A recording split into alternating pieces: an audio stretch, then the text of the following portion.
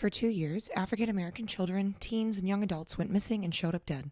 Bodies, mostly boys and mostly strangled, were being pulled up from the rivers and the alleys of Atlanta, Georgia. Between 1979 and 1981, 29 boys and young men would go missing. By May of 1981, police and FBI agents were hiding under bridges along the rivers, hoping to catch a break. And on May 22nd, the last night of the stakeouts, at the last hour of their overnight time, officers heard a splash. Police recruit Bob Campbell jumped to his feet and rushed to the edge of the Chattahoochee River. It sounded like a body had just been dumped, and as he looked up to the bridge, he could see red taillights driving away. He radioed other officers waiting on the bridge, one hidden in a chase car, and said something bizarre, that the old white station wagon that had just come across the bridge was turning around and coming back, and they were able to stop it. Special Agent Mike McComas rushed to the scene to see a young black male, almost 23, standing next to the station wagon. The young man was Wayne Williams, a self-proclaimed music talent scout who scouted almost exclusively at night. McComas asked him, "Do you know why we're here?" And Williams immediately responded with, "Well, you're here about the child murders." McComas was taken aback. He asked, "Well, what do you know about that?" Williams responded with, "Well, I don't think that the various news agencies are covering it well enough, do you?" Wayne Bertram Williams would later be convicted of 2 murders of young adults and linked to 20 of the 29 child murders. According to the FBI, although he was never charged with a single child murder. He is still incarcerated at Teflair State Prison after receiving 2 consecutive life sentences. He still vehemently maintains his innocence. But there's never been definite answers on the child murders. Did he do it? Was he set up? Today we're going to discuss the Atlanta child murders, the life of Wayne Williams, the police investigation, and the involvement of the FBI's very early behavioral analysis unit. On today's It Is Too Damn Hot Down Here in the South for this edition of Highway to Hell.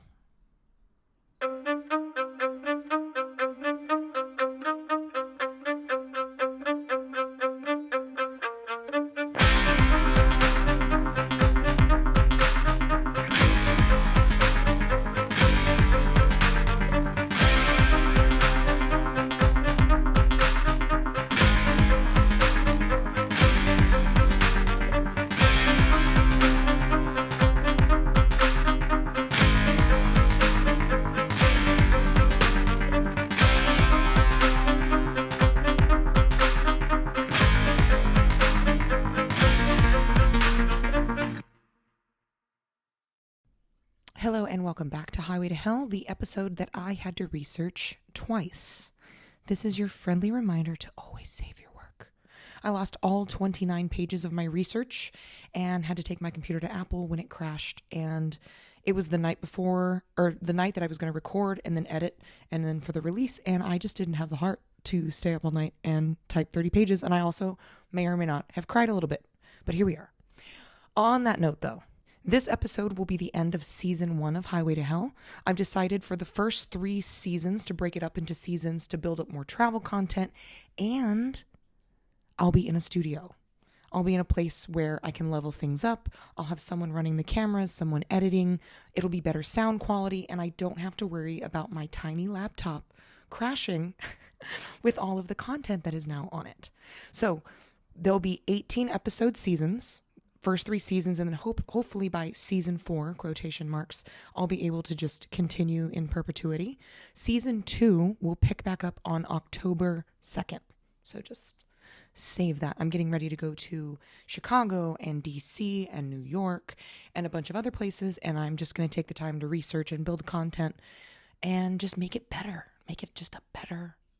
And obviously, the 2nd season will be starting right in time for spooky season, which kind of makes me happy. So anyways, I am back on my bullshit for this episode, and I am staying out of the oppressive summer heat, even though today it's been overcast and much nicer. It's been so hot here in Nashville. And this episode, I'm going to try to do longer recording stretches. I'm hoping that I can make it a little bit more conversational, a little less clunky in parts. But as we get started, I'm going to be your Countess of Crime and your dark tourism travel guide. If you're new here, my name is Monty. I'm a rock vocalist in Nashville, Tennessee. became a podcaster because apparently 2 jobs is not enough. Very excited for today's deep dive. Again, I'm very familiar with this now that I've researched it twice. Honestly, this episode was a nice distraction from the insanity of the world around us. I feel like a year has happened in 2 weeks, and I'm the kind of person that I get very passionate about things and I tend to get overwhelmed. So I'm disappointed in myself for missing a week. But honestly, I kind of mentally needed it. So I'm going to take that for what it is. All the politics and the insanity, it just has me feeling like I'm living in a bad fever dream kind of. And, as all of that's been happening on the presidential front in Nashville, we've been having an increased occurrence of Nazi rallies, which has been extremely disturbing, progressively more violent. They're everywhere. They're masked. It's swastikas. It's anti-Jew rhetoric, anti-gay, anti-black, obviously, and it's just very scary. It's when you're walking down the street and then you see them and you're like, did I just teleport to 1930s Germany? Like, I just never thought in my lifetime that I would see that. And I find it particularly like emotionally distressing that in America, we can't get to the place where everyone is equal, regardless of their gender, race, religion, or sexuality. It just makes us look stupid. And just a side note on all of that, just open your mind. I just wish that sometimes people would ask more questions. You know, I grew up, and not to a Nazi degree, but I grew up super alt-right, very, very conservative, very no exceptions, pro-life. Was definitely taught a lot of homophobic rhetoric, a lot of very closeted racist things. And I started questioning both my political stance and my religion starting at 15. And I wasn't in a position where it was safe for me to voice those questions. But I spent the next 10 years just asking. I studied other religions, and when people would tell me things, I'd be like, huh. And then I would go read about it. And I would look up articles and look at I love numbers. I want to see facts, not feelings. So I would look up statistics and I would look at, oh, here's the history of this thing. Okay, here's what actually happened. And I realized that a lot of the stuff I was being told was not accurate. And I think that we should be able to adapt our worldviews as we get more information. When we learn more, we change.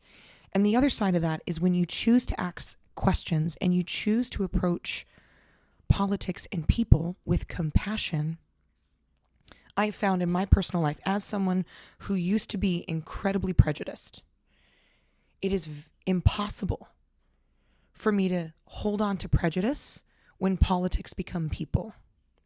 When I lean in and I learn and I love people and I show up for them the way that I would want them to show up for me, and I listen to their stories, man, the prejudice and the hatred and the resentment, it just kind of falls away. So in a climate of conflict and, quite a few years of violent rhetoric that we've had, I challenge you to open your mind and love people who live and believe and think and look differently than you, and ask them questions. And when someone says, well, this is what happened, and this is what this political person's going to do, and this is what fact check them every time. Trust, but verify. And then make your decision. Because none of us are going to be perfect. None of us are going to get it all right. And we're not always going to agree. But we can choose to be a little bit more compassionate, a little bit more educated. Back to my original programming. For today's episode, we're going to discuss the timeline of the Atlanta child murders, the life of Wayne Williams, the evidence that was brought against him by law enforcement and the FBI. And if you've seen the show Mindhunter, which I've referenced on this show before, you'll know that this was a case for the very, very early behavioral analysis unit. And I'm going to review the evidence and the discussion of, did he do these murders, or was he, as he claims, a scapegoat? And of course, we'll discuss travel recommendations for today's episode. Shout out to my girlfriend, Dirty South Yankee, for sending me a whole list of more Atlanta recommendations, because she has spent a lot more time there than I have. I'm going to try, I'm going to try something a little bit different today. Try recording a little bit more straight through instead of shorter clips. I want to make things a little smoother, a little more conversational. So if I trip over my words a little bit or stumble, so be it. Let's dive in on this highway.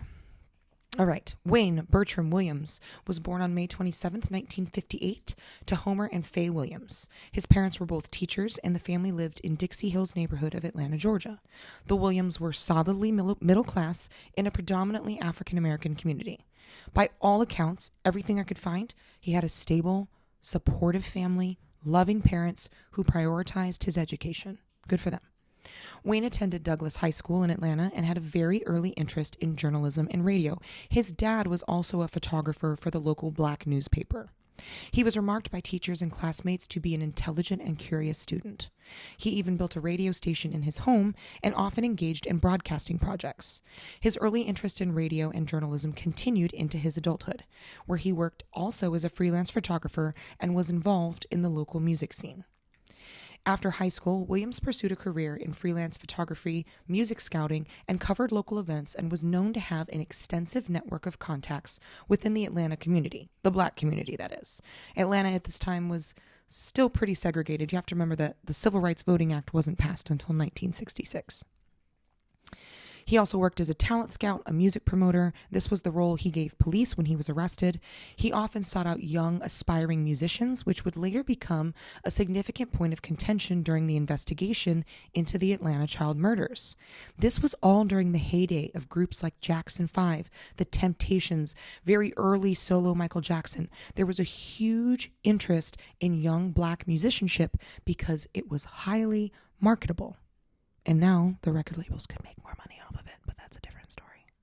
Now that we know a little bit about Wayne, let's go into the timeline of the murders. 45 years ago this month, 14-year-old Edward Hope Smith, also known as Teddy, and 13-year-old Alfred Evans, or Q, disappeared 4 days apart in a muggy Georgian July. 1 week later, the bodies of both children were found shot in a wooded area. Smith had a .22 caliber gunshot to his upper back. On September 4th of 1979, the next victim, 14-year-old Milton Harvey, disappeared while on an errand to the bank for his mother. He was riding a bike which was found a week later in a remote area of Atlanta. Law enforcement didn't discover his body until November of 1979. On October 21st, 1979, 9-year-old Yusuf Bell went to the store to buy Bruton snuff for his neighbor, Eula Birdsong. The local Reese grocery store on McDaniel Street was just a short walk away. A witness would later report that she saw Yusuf near the intersection of McDaniel and Fulton getting into a blue car before he disappeared. His body was found in an abandoned E.P. Johnson Elementary School on November 8th. Bell's body was found clothed in brown cut-off shorts he was last seen wearing, and he had a piece of masking tape stuck to them. The clothes had been weirdly washed. He had 2 sources of blunt force trauma to his head, but the cause of death was ruled strangulation. Yusuf was not originally linked to the previous killings, and the Atlanta PD were extremely reluctant to admit that there may be a serial pattern. This becomes a problem later because it allows for things to continue far past what they should have. On March 4th of 1980, the first female victim, 12-year-old Angel Lanier, went missing. She left her home at 4 p.m. in a denim outfit to go to a friend's house to watch Sanford and Son. Her body was found 6 days later off Campbellton Road wearing the same clothes she left home in. There was a pair of white panties that did not belong to Lanier stuffed in her mouth, and she was restrained with electrical cord. The cause of death was once again ruled strangulation. It will seem apparent later that she was a separate anomaly not tied to the child murders that are linked to Williams. On March 11th, 11-year-old Jeffrey Mathis disappeared running an errand for his mom. He was wearing gray jogging pants, brown shoes, and a white and green shirt. Months later, a young girl said she witnessed him get into a blue car with a light-skinned man and a dark-skinned man. The body of Jeffrey Mathis was found in a briar-covered patch of woodlands, 11 months after he disappeared. Because of the length of time it took to find his body, they were unsure of cause of death, and it would never be definitively identified. On May 18th, 15-year-old Eric Middlebrooks disappeared.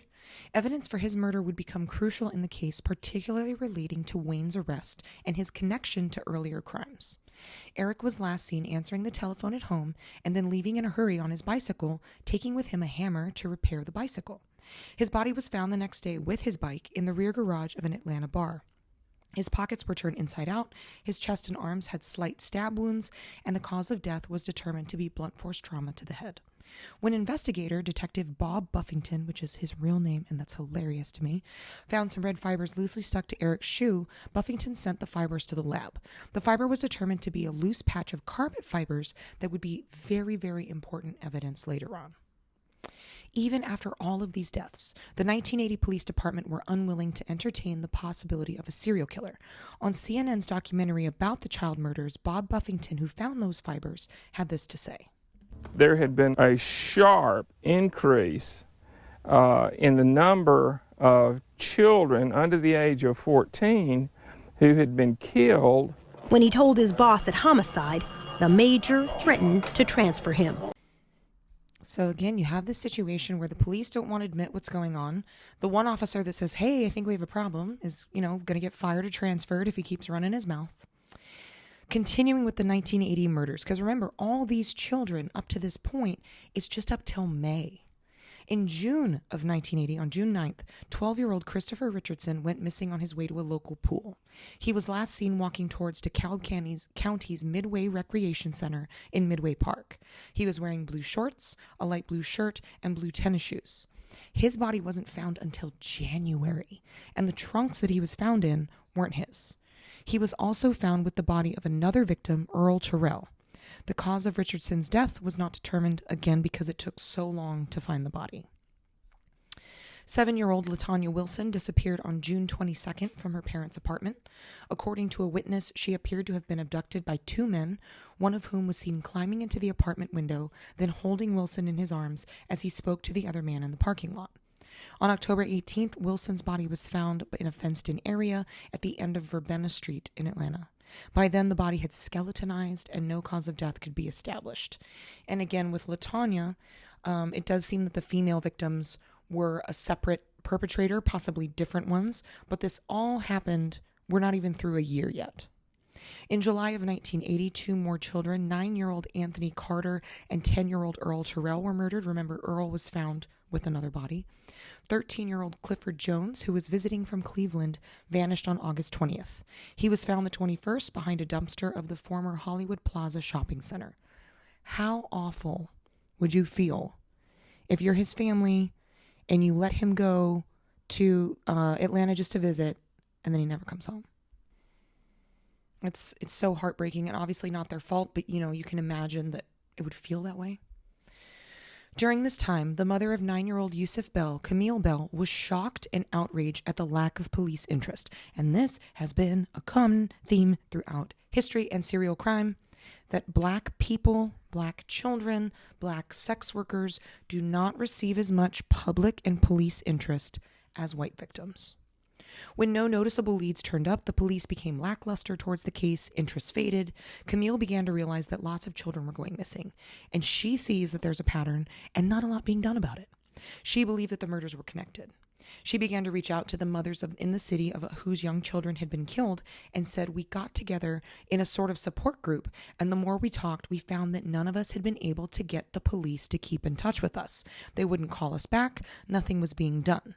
Angry and frustrated, she called the police safety commissioner, Lee Brown, to move the investigation into high gear. He told her that he didn't want to alarm the city. Begrudgingly, the city finally formed a task force for the murders on July 17th of 1980. By August of 1980, 12 kids were kidnapped and murdered, and he didn't want to alarm anyone. I don't want to scare people. Again, this ties into the conversation of how law enforcement has often overlooked the poor and overlooked minorities. Can you imagine if this happened in a white neighborhood? Like if 12 white kids went missing? Like what would have happened in the city of Atlanta? Like the FBI would have been running the case from day one. Like as soon as multiple kids went missing. Crazy. So when they after 12 bodies, they finally form an official task force. Profiler Roy Hazelwood from the FBI came down to help. Officers took him throughout the city, neighborhoods where the victims were from, and the crime scenes. A key part of Roy's profile came when they went into the neighborhood that Jeffrey Mathis was from. Hazelwood recalled that people stopped. People cutting their grass, playing dominoes, talking, walking, stopped, and they stared. And when Hazelwood asked detectives what was going on, they said, it's because we have a honky in the car. And if you don't know what a honky is, it's a white person. So Roy Hazelwood says, okay, if me being white in a car in this neighborhood causes the entire neighborhood to stop, this killer has to be black, because a white person in these neighborhoods would have been noticed. John Glover, African American, who was the FBI chief in Atlanta, agreed that the killer had to be black to avoid detection in these neighborhoods.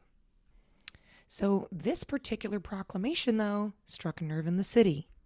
Most well-known serial killers at the time were white. This was your Ted Bundy era. And it was just over 12 years since the assassination of Martin Luther King.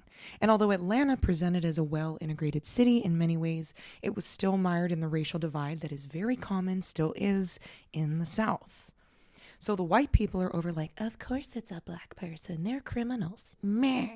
And the black people are like, oh, the cops are just going to blame this on us because serial killing is a white man problem.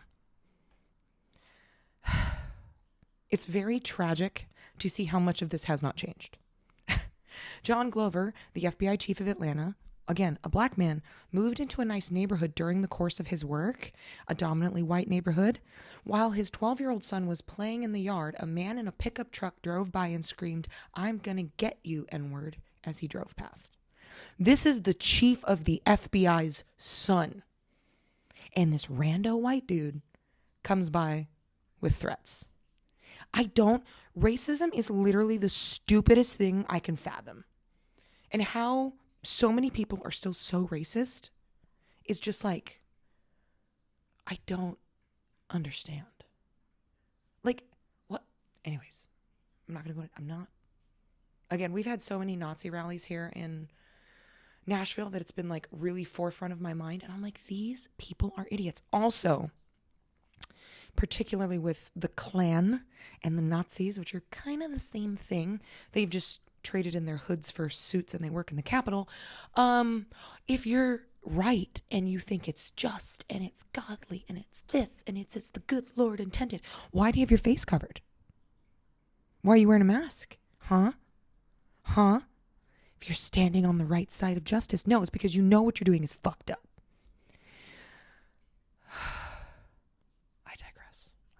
I think that people that participate in Nazi marches should be arrested for hate crimes. September 14th, 1980. 10-year-old Darren Glass went missing and his body was never recovered. 12-year-old Charles Stevens went missing on October 9th. His body was found the next day beside the entrance to a trailer park. His cause of death was asphyxiation. Aaron Jackson, 9, went missing November 1st and was found strangled on a riverbank.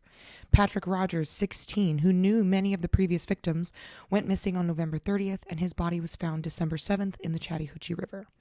Law enforcement believe he was dropped from the bridge above where he was found. This is just 1980. All those bodies. And the police are like, what? A serial killer? I don't know what you mean. Idiots. The murders continued into 1981. They increased to such frequency in 1981 that at one point it reaches a fever pitch of almost a body a week, which is an insane acceleration. It's important to know that a lot of the victims were poor. They would earn spending money, running errands for their neighbors, buying groceries, doing small tasks. The first known victim of the new year was 14-year-old Luby Jeter, who was helping people out in a grocery store parking lot and was reported being seen with a man. Luby disappeared on January 3rd and was found February 5th in just scraps of his underwear. The medical examiner would later testify that he had died from a chokehold across his neck. Terry Pugh, 15, a friend of Jeter, also went missing in January. Terry lived in the same apartment complex as Edward Teddy Smith, who was the first victim in 1979. In February and March of 1981, 6 more bodies were discovered, believed to be linked to previous homicides. Among the deceased in this group was the body of 21-year-old Eddie Duncan, the first adult victim. The avalanche of bodies finally begins to make front-page news, and the mayor of Atlanta offers a $100,000 reward in exchange for information that could lead to an arrest. That reward would grow to nearly $500,000 in the 80s. As the task force followed leads, forensic scientists realized that they were seeing one green carpet fiber with a very unique cross-section that looked like a boomerang, and it was on several of the bodies and several of the crime scenes. This was very significant because the carpet was so unique that the lead forensic scientist, Larry Peterson, knew he could match it if they found more fibers. Patrick Baltazar, 11, went missing after stopping by his father's place of work, and he would be the last body that was found in a wooded area. He was one of the 6 bodies that were found between February and March, and he was murdered by strangulation. His mother insisted on an open casket at his funeral, stating that she wanted people to see the ligature and understand this could be anyone's child. Strong woman. In February of 1981, police were finally given a tip, and it led to the Ku Klux Klan. Not shocked at all. I hate these hateful sons of bitches. Detective Bob Ingram with the GBI, which is essentially Georgia's FBI, was given this part of the case to investigate. Intelligence said that a particular family of brothers involved in the Klan had threatened one of the victims, Luby Jeter. What was crazy about this is that in the 80s, as I'm watching footage around the time of the funerals, the time of the crimes, there's these huge KKK marches. I mean, full robes, full masks, Confederate flags everywhere. And I was like, 1, that's terrifying. 2, I'm like, this is literally what I'm seeing with these Nazi marches. It's like, it just felt I'm like, oh, this kind of feels like I'm living the same timeline. And also, like, again, the people that are like, states' rights, Confederate flags. I'm like, yo, the Klan and Nazis use those for a specific reason. I don't think it means what you think it means. Anyway, so the GBI taps the telephones of these Klan members, seen threatening Jeter, and they eventually record a key conversation where the brothers talked about, go find you another little kid. The GBI began to follow the brothers, track their movements. It was in this time that 6 more of the Atlanta child victims would go missing. But eventually, no evidence was able to link these brothers to the murders. The Klan was actually cleared in this specific crime. This obviously enraged Black residents, because it's not a leap for the Black residents to be like, yeah, they would do that. They've been doing it for decades. Of course they would do that. But they were cleared. JoJo Bell was one of the children that went missing during this time of surveillance. Eugene Laster, the owner of a local seafood shop that JoJo would stop by, saw JoJo Bell leave by getting in a car matching the description of Wayne Williams' car. He would later testify in court that Wayne Williams was the driver. A week after this, Sammy Davis Jr. and Frank Sinatra sang at a show to raise money for the children. The photographer on stage with the children was Wayne Williams' father, Homer Williams. Remember that he worked as a teacher, but he was also a photographer for the Black newspaper. Again, because newspapers were segregated. Oh my God. A famous photo that made the front page of the local Black newspaper shows Sammy Davis Jr. hugging a young boy. I'll show you that picture here. So if you're watching on YouTube, you can see this picture here. It's in black and white. Sammy Davis with his beautiful, wide smile, hugging this little kid. That kid would be the future mayor of Atlanta. His name is Kasim Reed. And Kasim was actually part of a group of children who would go out every Saturday to help search for more victims and try to find bodies of the missing children. They would be let out in teams. They would search until just about sunset, and then they would come back home because so many kids were missing. Now, because of how many bodies there are, it feels like this happens over an extended period of time. We're still under 2 years. It's been this many bodies. While all this is happening, police told reporters that human hairs and fibers had been found inside Patrick Baltazar's clothes, and they were being documented. This news break caused a change in the killer's MO, which we'll see later. Also, those hairs become very, very important in the early 2000s. The next body was found dumped in a river under a bridge on the South River in nothing but his underwear. So this is a change. Most of the bodies had been found fully clothed in a wooded area. The killer was definitely paying attention to the news. The day he went missing, Patrick, a witness saw a man on that bridge leaning over looking down at the water. At the trial, a witness would identify Wayne Williams as the man on the bridge, and it happened to be the same day that JoJo Bell went missing. So Patrick's body gets dumped, JoJo goes missing. JoJo wouldn't be found for another 7 weeks because he had floated so far down the South River, he was almost in another county. The medical examiner ruled both deaths as asphyxiation. During this time, the case intensified. Wayne Williams was working as a freelance photographer, pursuing his dream of discovering the next Jackson 5. Kathy Andrew, the co-owner of a studio he would hold auditions in, said to her knowledge he would audition kids that were mostly 8 to 12 years old, but the group that he was making never existed. And what a ruse, right? Give poor black kids hope that their idols, that they can be their idols, that they can make money, that they can get out, they can protect their families. Kathy reported that during one session, he walked into the studio with deep scratches down both of his arms. When she asked him what happened, he claimed that he'd fallen into a bush. This was around the time that Terry Pugh had gone missing, and his mother had commented in an interview that whoever Pugh's attacker was, they had gotten into a fight because Pugh was also covered in scratches and had scratched his attacker. Interesting. Other bodies began washing up on the Chattahoochee, 5 bodies in 6 weeks. This is when that pace is picking up. It was at this time that the bridge stakeout was suggested. They knew the bodies were now being thrown off bridges, or at least that was the theory. So they're like, maybe we can catch him. It was believed that the killer saw the news regarding the evidence on Patrick Baltazar and decided to use the rivers to wash the evidence away. They began stakeouts at 14 different bridges along the South River and the Chattahoochee River. And yes, every time I say Chattahoochee, I hear Alan Jackson in my brain. It was the last night of the stakeout that they encountered Wayne Williams. And this is a great time for our mid-show sponsor break. This episode is brought to you by Intravenous Solutions, Nashville's premier IV therapy and wellness center.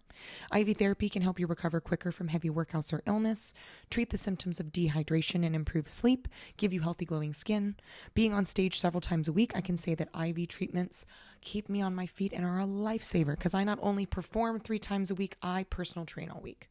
Dr. Allen and his staff are so kind and knowledgeable. They make sure that every appointment is welcoming and easy. They also offer vitamin shots, oxygen therapy, Botox, filler, weight management, and mobile services. With 4 locations in Nashville, Hendersonville, Franklin, and their brand new location on 2nd Avenue, it's easy to get high quality care all week. So come into Nashville and beat the hangover at Intravenous Solutions. Give the code Monty10 at checkout for a 10% discount on services. So a little recap. We're now back at the night of Wayne Williams' arrest. So this is the last night of the bridge stakeouts. They hear something heavy fall into the water. A station wagon goes across the bridge, turns around, comes back. They pull him over. It's Wayne Williams. So, of course, Wayne Williams claims that the night in question didn't go at all as police had said. And I want to say 2 things. One, I understand Black people's skepticism of police. I think it's warranted. But 2, Wayne Williams has the most punchable face. I watched so many interviews of him in jail now, and he is this arrogant, self-absorbed, smug, just thinks he's smarter than everyone in the room. I was just like, oh my God. Anyways, so according to Mr. Williams, he said that there was no splash. He didn't stop on the bridge. He didn't turn around and drive back. He said that he went to a liquor store to use the phone to call a singer he was trying to get a hold of at 3 a.m. He didn't have an address for this singer. He gave the police a first name only in an apartment complex. But when police went to that complex, nobody had that first name. So they believe he made it all up, which kind of seems reasonable. It's like you don't have a name. You don't have an address. The apartment complex you claim this person lives in, there's nobody that has that first name. He did allow police to search his car, but police didn't have enough evidence to hold him, so they released him, which they do believe he disposed of evidence during that time. 2 days later, a body washes up less than a mile from that very bridge. The body was 28-year-old Nathaniel Cater, who was a small man barely weighing 150 pounds. He was believed to have been killed by a chokehold. He was the last of the 29 bodies to be found. After this discovery, Wayne was brought in for questioning and agreed to a polygraph test. Really briefly, I want to talk about exactly how a polygraph works and what it measures. So the invention of the polygraph is attributed to John Augustus Larson, a medical student and a police officer, and this was in 1921. Larson's innovation built upon earlier work in psychophysiology, particularly the research of Italian criminologist Cesare Lombroso, who in the late 19th century experimented with using blood pressure changes to detect deception. When you lie, you get nervous, heart rate increases, so does your blood pressure. Larson's device was first used to combine several physiological measurements into a single instrument, significantly enhancing the effectiveness in lie detection. Over the years, the polygraph has undergone numerous refinements. Obviously, it's gotten modernized. It remains a tool of interest in criminal investigations. A polygraph, which is commonly known as a lie detector test, is an instrument used to record heart rate, blood pressure, respiratory rate, and skin conductivity, sweating. So the wetter your skin gets, the more it conducts electricity. These are all physiological indicators that can imply that someone is being deceptive. So the subject answers a series of questions, the underlying premise that the deceptive answers will produce these responses compared to the truthful answers. When you come in for a polygraph, they ask you baseline questions that they know to be true or false. What is your name? What is your date of birth? So they can get a baseline. And then they ask the investigative questions to compare your baseline to those questions. The operation of a polygraph involves attaching several sensors to the subject's body. These sensors typically include a pneumograph tube wrapped around the chest to measure respiratory rate. If you're lying and you're nervous and you start breathing. Blood pressure cuff to track cardiovascular activity, and electrodes placed on the fingertips to gauge skin conductivity. Again, sweating. Fun fact, because a lot of people, when they're nervous, their hands sweat. This is often referred to as galvanic skin response. During a polygraph examination, again, they establish a baseline response to neutral questions and then ask questions relevant to the matter under investigation. Any significant deviations from the baseline are in court recorded as deception.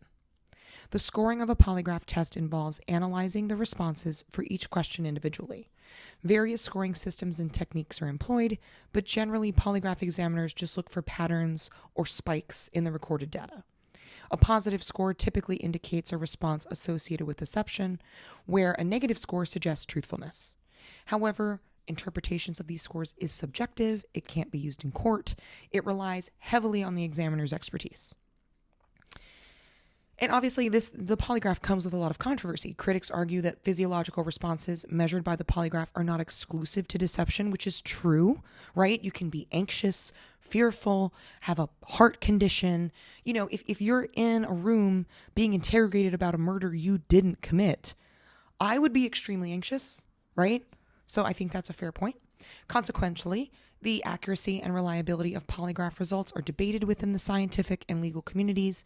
Nonetheless, it still is kind of used as a method for lie detection, a way to filter witnesses, get people to confess or be truthful.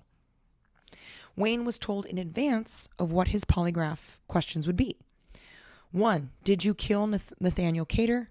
2, did you kill him that night? 3, did you throw his body in the river? Williams failed all 3 questions. He was given the test 3 times and he failed 3 times. Though some reports say he failed 3 times, some reports say he failed once, inconclusive twice. The administrator of the test reported that Williams was shocked that he didn't beat the test. While William was being questioned, evidence technicians were combing the Williams home. They collected fibers from a purple bedspread, a yellow blanket, and a very distinct green carpet. Larry Peterson, the lead forensic scientist on the case, who had been studying those original fibers, went to the house and collected fibers himself for comparison. When Peterson looked at the green carpet fibers taken from Williams, it was a perfect match to the green carpet fibers found on other victims. But it wasn't until Father's Day of 1981 that officers arrived to arrest Wayne Williams for the murder of Nathaniel Cater. Wayne Williams' trial began in 1982 with testimony lasting almost 2 months. His defense attorney, Mary Welcome, which was a Welcome, I've never heard that last name before, was working this was her first murder trial. First, just crazy. He was charged with the murder of Nathaniel Cater and of Jimmy Payne. Both adults had been found dumped in the same location. Cater was nude, but in his caked hair, they recovered dog hairs and fibers from his scalp. They also recovered fibers from Payne's body. Payne's body had dog hairs that were consistent with Sheba, the Williams family German Shepherd. And on Cater's body, they found the same consistent green carpet fiber. The carpet was unique in one, it was rare. It had been manufactured for a very brief period of time. And since it was over a decade old, it was a very hard to find carpet. This green carpet almost looked like turf. It was very strange. Weird thing to have in your house. Yellow rayon fibers were found on Jimmy Payne's clothes that matched the fibers from the yellow blanket taken under Wayne's bed. When forensic expert Larry Peterson went to collect more fibers from the yellow blanket, the blanket was gone. Wayne Williams claims it never existed. So the police say, we have this yellow blanket, we took fibers, Wayne says it never existed. They did have a picture, though, that of the bedroom where you seem to see a yellow blanket underneath the bed. So they do seem to have evidence that the blanket did exist.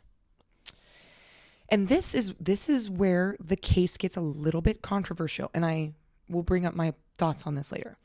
Though they couldn't prosecute him for them, prosecution was allowed to mention other bodies in the case that had fibers matching the yellow blanket and the carpet, also Wayne's bedspread and the dog, in order to establish pattern and MO. So they were limited to 10 bodies that they could just include as evidence that items matching his dog and his clothing and bedspread were found on other bodies. 2 human hairs had been found inside Patrick Baltazar's shirt that were consistent with Wayne Williams' hair as far as a hair comparison, but they didn't have DNA yet. The red fibers that were originally found on Eric Middlebrook's shoe were consistent with red fibers found in the exact make and model of the car Williams was driving that year. Now, these fibers were a driving piece of evidence. It's a lot of matching fibers on a lot of bodies. Here's the rub, though. Should they have been able to include evidence of crimes he wasn't being charged with? This comes up later. It's really questionable because typically you cannot bring in evidence from a crime that's not being tried because it can be considered inflammatory or prejudicial for the jury. But there were also eyewitnesses. Wayne Williams claimed he didn't know and he had never met any of the victims. But the eyewitnesses saw him on the bridge where the body was presumed to be dropped. The restaurant owner saw Jojo Bell get in the car with Wayne. Co-workers witnessed his deep scratches. And Robert Henry placed Williams with Nathaniel Cater right before Cater disappeared. Henry worked with Cater and said he saw Nathaniel Cater leave with Williams the night that Williams was caught on the bridge. Williams and Cater were seen leaving holding hands. When Williams testified, he claimed that he had never met Cater and that he was home sick, so sick he couldn't get out of bed. On the 3rd day of questioning, Williams exploded at the prosecutor. I mean, full rage. Up until this point, Wayne had been quiet, soft-spoken. People described him as childlike. He wasn't a big man. He began to scream and attack Prosecutor Mallet and said, "You want the real Wayne Williams? Well, you've got him." Jurors and witnesses testify he became a totally different person. And both people who agree with his conviction and disagree with his conviction think that this response was a key turning point in getting him convicted because the jurors saw this different, very rage-filled man that was very different from the defendant they had seen up to that point. Wayne was found guilty of 2 adult murders and sentenced to 2 life sentences. He was never convicted of the child crimes. Nobody has ever been convicted of those child crimes. He is still in prison.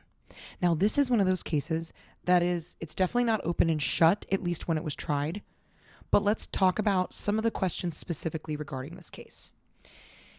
So, and again, you can't bring this into a court of law, and it doesn't prove causation, but after Wayne was arrested, the child deaths stopped. No strangulations, no body dumps, nobody found in the river. Detective Welcome Harris, who has worked the case, he stayed on the force for another 25 years after Williams' conviction. There are so many people that have similar names that I've never heard of. So he was approached. So he's been on the force at this point for 35 years. And reporters asked him how many more African-American children were killed or dumped in this way like they were during this spree. And he said 0. When Wayne Williams was arrested, this MO was never repeated. There's a little factoid. Wayne, of course, appealed the convictions, but the conviction was upheld in the Georgia Supreme Court. But there was one justice, George Smith, who wanted to overturn the conviction. And I agree with him. He felt that the fiber evidence was insufficient to prove guilt, and that the prosecution should not have been allowed to use pattern evidence for crimes Wayne was not being charged with. And again, I agree. Do I think that Wayne Williams did it? Yes, for reasons I will later detail. But when he was charged with these crimes, I do not think he was given a fair trial. The fibers from other bodies he was not being charged with should not have been allowed to be used, and the fibers on the bodies he was being charged with was not enough evidence. Justice George Smith would write a dissent saying, so he was the only judge out of all of them that didn't want to uphold the conviction. He would be denounced on the floor of the Georgia legislature. They would call him an N-lover. And you know what that means. America and the South, and racism doesn't exist. Let's go back to the good old days. Wayne would later say in an interview that the orders came from as high as the White House, which I doubt. This man has a very high opinion of himself and his own intellect, but I do think that Justice George Smith made the right decision in spite of the backlash and the fallout that he would receive. I wish that more people in the justice system, especially the Supreme Court, would behave in that way. It wasn't about party lines for him. It was like, hey, this is right, this is wrong, this is the law. Remember that judges are supposed to be neutral.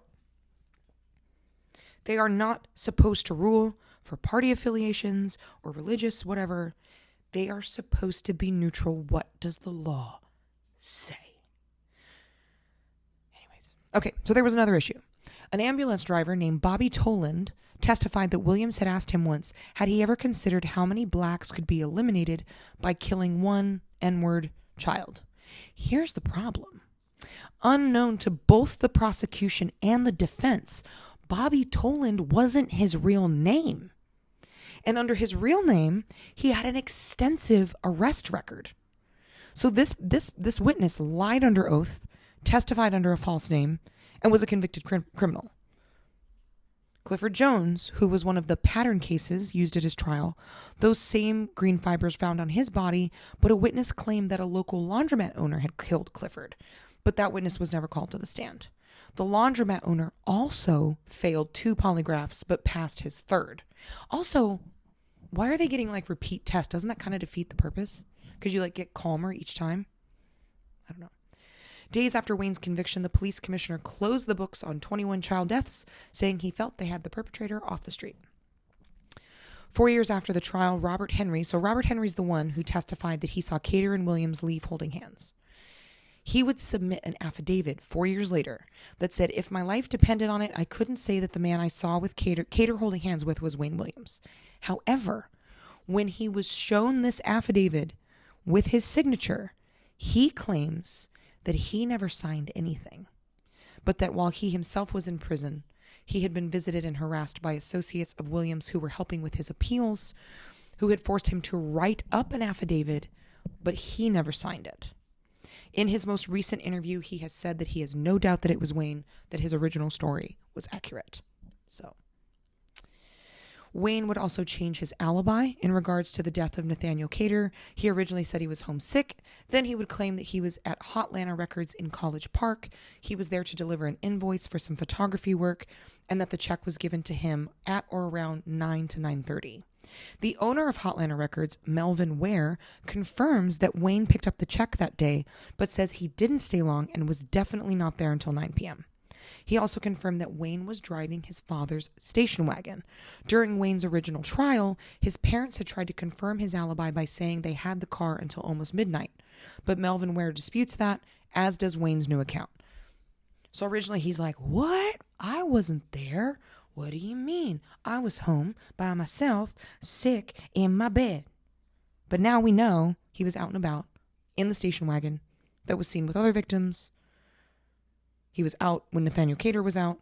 He was in the station wagon that was pulled over on the bridge. Here's the humdinger, though.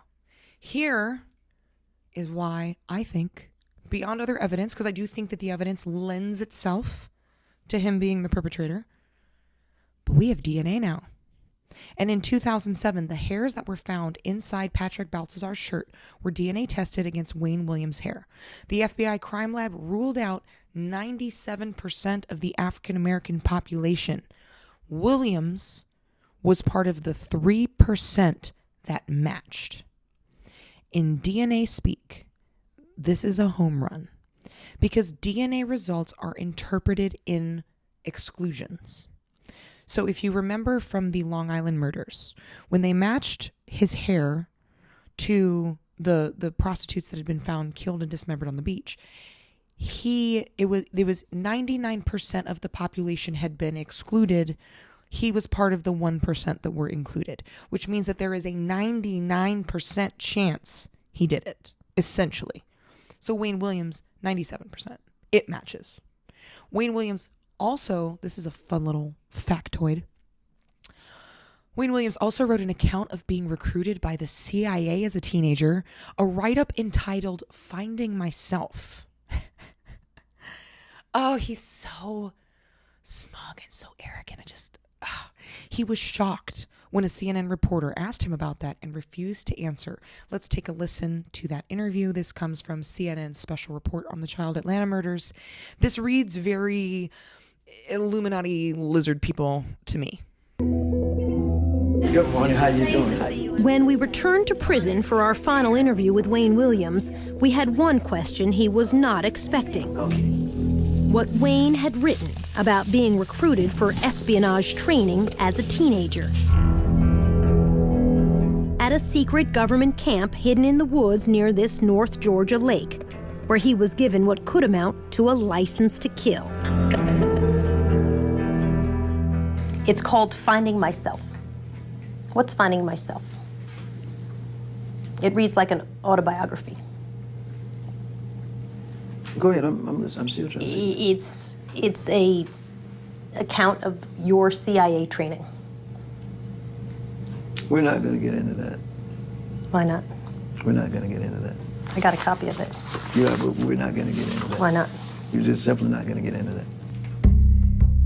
By his account, Wayne was fresh out of high school, just 18 years old, when he was approached by an associate of an old World War II spy living in the Atlanta area, and was initiated into a secret world. You're not going to answer a single question on this? No, ma'am. Is it fake? No. Is it fictional writing? No. Did you work for the CIA? We're not going to get into that. In these pages, he said he spent his summer weekends in those woods, learning how to handle plastic explosives, hand grenades, and something even more chilling. So, I'll do the talking part, and you can answer what part of it you want.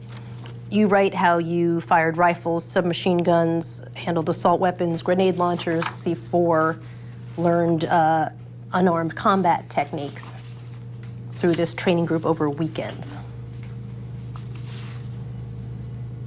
Is it true or is it false? We're not going to comment on that. When you're 19 years old, you're saying you work for the CIA.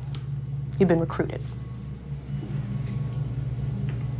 I'll let the document speak for itself. We're not going to comment on that. Did you work for the CIA? I cannot comment on that. Copyright 1992 by Wayne Williams. Is this an autobiography? I cannot comment on that. In his own words, Wayne Williams said this was part of a secret plan to send young black agents into the worst trouble spots in Africa in the late 1970s. He wrote that he finished training, then withdrew from the program. Either this is a true story and you have been trained in evasive tactics, exfiltration techniques, weapons use, unarmed combat techniques, which would include a deadly chokehold, or it's made up. Let me ask one question. Where did you obtain that? I can't tell you that. Now we're talking. You're a newsman. You know the answer to that question before you asked it. Okay. All right. I will say Is it this. true? I mean, it's got your name on it. I will say this. Were you trained in unarmed combat techniques? Could you grab somebody bigger than yourself, put them in a chokehold? Because that's what that is.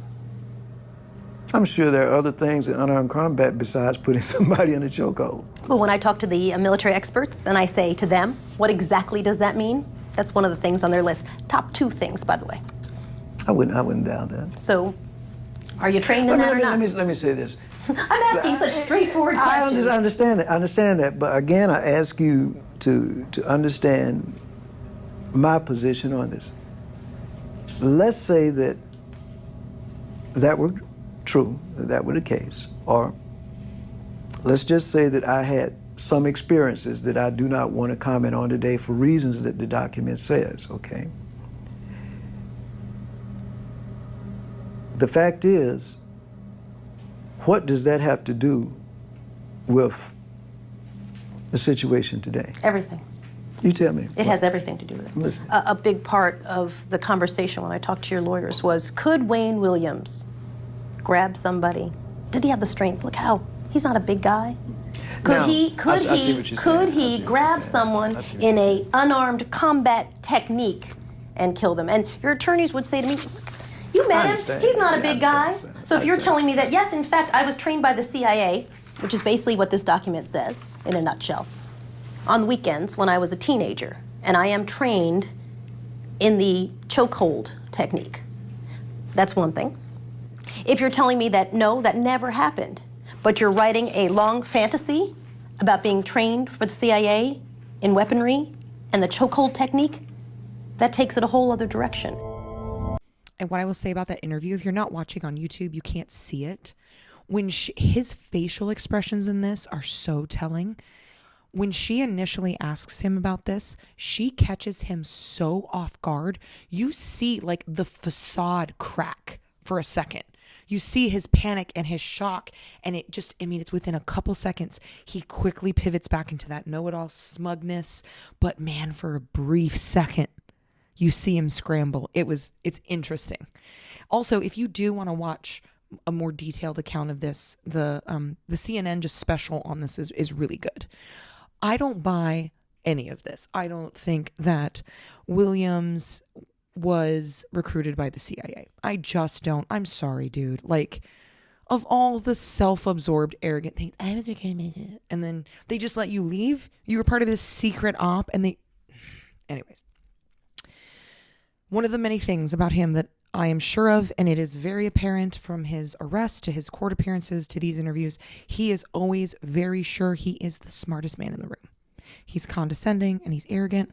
And I'm on it. I am 100% sure that he still can't believe he got caught. And I know based on his interviews that he still thinks he's going to be exonerated, even though DNA proved he did it. I mean, they'd have to go back to trial for Patrick Balthazar, to be fair. Oh, also a little fun factoid about his arrest, that when they searched his house, he had books on how to beat polygraph tests.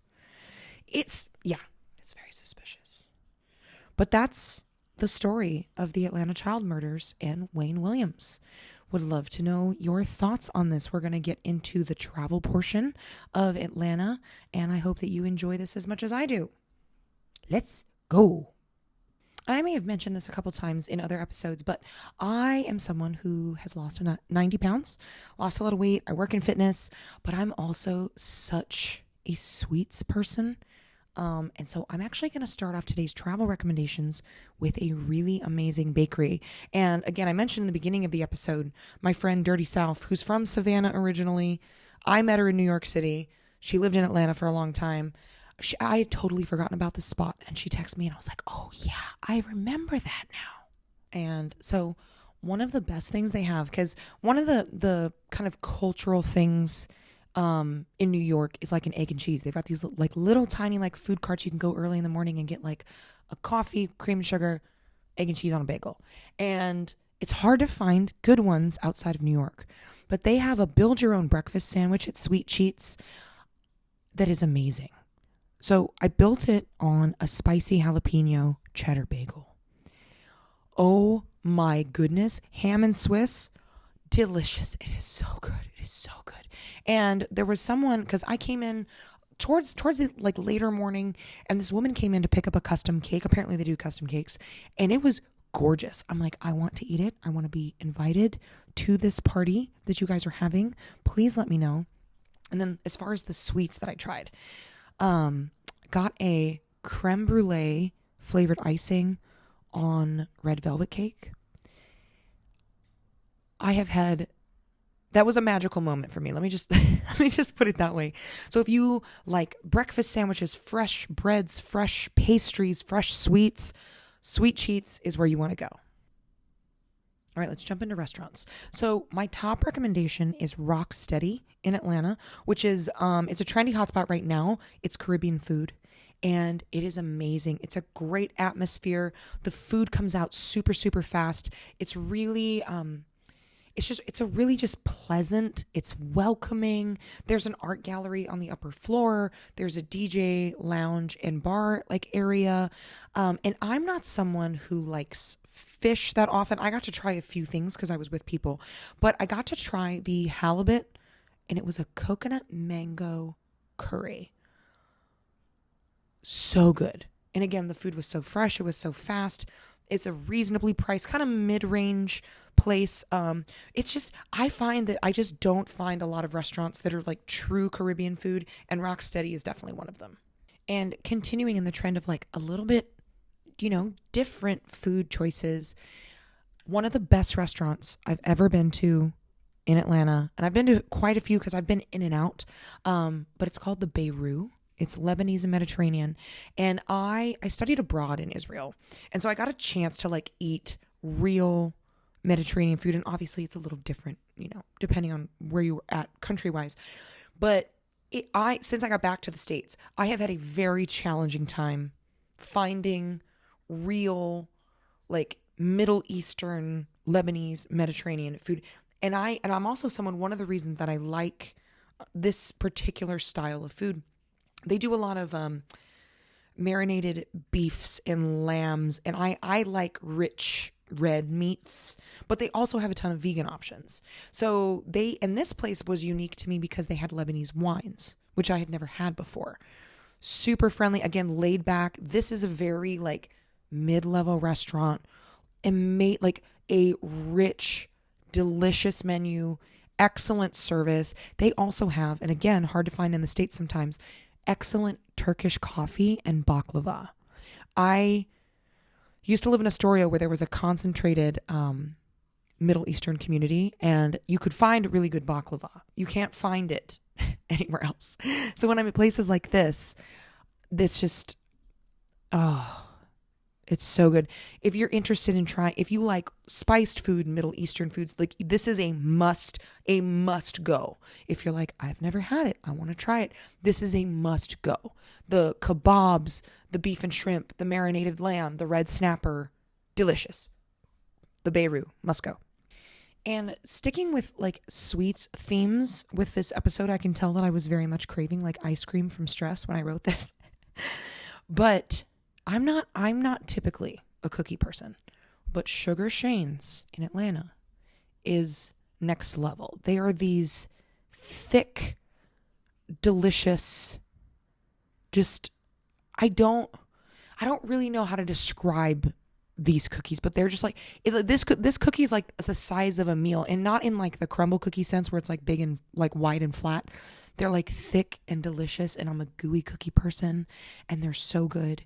I tried like the standard chocolate chip, like that's your baseline test cookie. If we're testing cookies, we're testing with a chocolate chip. I wish that I could summon those at will and just wish them into my life. But also I wanted to try something that was like a little different flavor-wise. So I tried the banana pudding cookie, which I love banana pudding, which is one of the few banana things that I like. This cookie, like I just wish I could just summon it into my life anytime the need struck. Let's get into bars. So this place is super popular among locals, and this was the one I only found out about this place because, again, of my girlfriend. She was the one who introduced it to me. This is like the best of everything. Really delicious bar food, great drinks, great service, live music. And they have like where they have local musicians come in, they do artist showcases, they do karaoke nights. It is a cool spot. If I lived in Atlanta, our bar would be where I would just hang out. I would just go there to meet people because it's one of the few places I feel like you go and it's everything.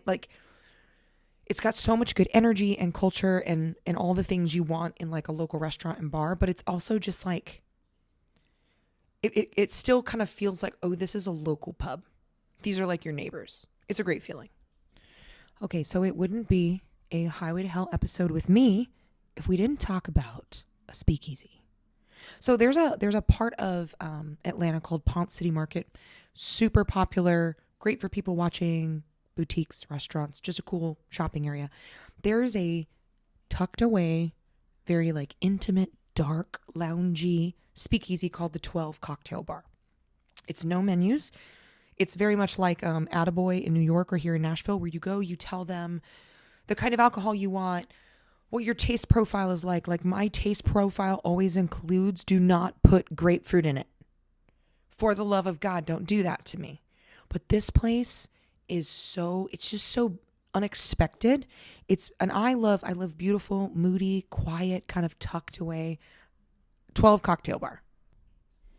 And then there's the Octopus Bar. So the Octopus Bar has like more of a punk rock kind of vibe to it. It is a really great spot for like if you're going to a concert or going to an event and you want to go somewhere that's open later than everywhere else, Octopus Bar is the place to go. It's like one of the best late night dinner spots I found. There's quite a few that are open pretty late. This was pretty high up there. What I will say was when I went into Octopus Bar, the food was actually not that I expected it to be bad, but it was much better than I thought it would be. Really interesting. There was a lot of like seafood dishes. I do think that their menu's pretty small. It's pretty tailored. And I do think it rotates. But just like really interesting flavors and just dishes I wasn't really expecting. And they had a cocktail I have to talk about because I don't ever see Scotch cocktails. They had a Scotch cocktail called the Penicillin, and it had a really smoky Scotch in it that I would normally avoid. I'm more of a smooth finish Scotch, but I was like, you know what? I'm going to try it. It was so good. And it had ginger and honey and lemon. I was like, if I had a cold, this would be the greatest thing that ever happened in my life. And then last but not least, there's a cool movement happening in Atlanta. There are so many cocktail bars that are non-alcoholic. There's an enormous movement happening across the country. And as someone who works in entertainment, I know so many musicians who are completely sober now. People are pulling back. I see people like, I only drink really on the holidays now or not at all. I've dropped back a lot. And it's really interesting to see these options pop up because part of the issue with alcohol is it's such a social setting thing. So there are different like CBD seltzers, like hippie water coming out and stuff now. But it's cool to see actual bars pop up where people can go and hang out just like it's a bar and they don't have to worry about being tempted by alcohol, whether that's just for personal reasons or for recovery. And I want to be clear that most of these places do serve alcohol as well. They're just also committed to having larger options for non-alcoholic users. The one that I went to, because I was just like, I'm tired, I don't want to drink, I have to drive in the morning, is called Soberish. It has the city's largest selection of alternative spirits and non-alcoholic beverages. And there's like CBD infused sparkling waters, your spritzes, your seltzers, alcohol-free wines, spirit alternatives, and then like mocktail adaptogenic alternatives. There were so many options, and it was really nice because it really did feel like I was drinking a cocktail, and it made me feel like just calmer and more well rested in the morning. Soberish is the biggest selection as far as a bar setting that you're going to find, but there is a shop called the Zero Company or the Zero Co. that it is the first zero proof bottle shop. So it's a quotation mark liquor store. Zero proof. There's over 300 non-alcoholic spirits, wines, beers, and canned beverages. So again, if that's part of your journey, or even if you're just like, I just want to have something to relax with while I'm here that isn't alcohol, those are some great options for you. Thank you so much for joining me on today's episode of Highway to Hell. Thank you for joining me on this first season as I hashed out ideas, what's working, what's not, and got re-inspired to travel and to use my brain in different ways that aren't music or personal training. So end of season 1, season 2 is going to resume on October 2nd. I will be in studio, better cameras, better sound, brand new stories, and there may be a co-host. So drive safe, stay on the highway, and I will see you for season 2 of Highway to Hell.